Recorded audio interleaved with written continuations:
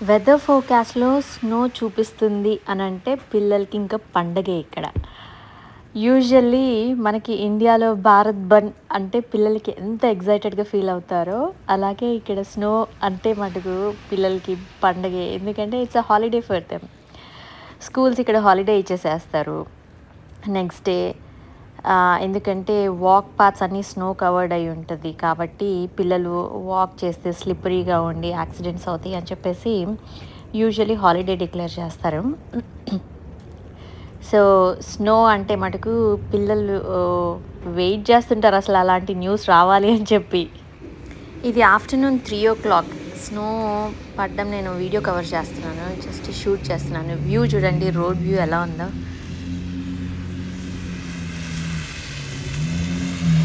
But అంత సివియర్‌గా ఏం పడలేదు.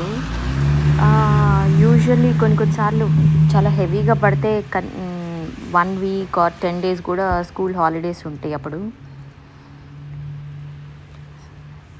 స్నో పడేటప్పుడు చాలా బ్యూటిఫుల్‌గా ఉంటది. అంతా ఏదో వైట్ బెడ్‌షీట్ అంతా కప్పేసినట్టుగా అలా ఉంటది. బట్ స్నో పడిన తర్వాత క్లీన్ చేసుకోవడం చాలా చాలా కష్టం. ఎందుకంటే స్నో పడ్డ కొద్దిసేపటికి అది ఐస్ లాగా ఫామ్ అయిపోతది. మనకి ఫ్రీజర్స్‌లో ఉన్న ఐస్ లాగా ఫామ్ అయిపోతది. దాన్ని క్లీన్ చేయడం మటుకు చాలా కష్టం. స్నో ఫ్లేక్స్ చూసారా ఎలా ఉంటాయో? ఓన్లీ స్కూల్స్‌కే హాలిడేస్ ఇస్తారు.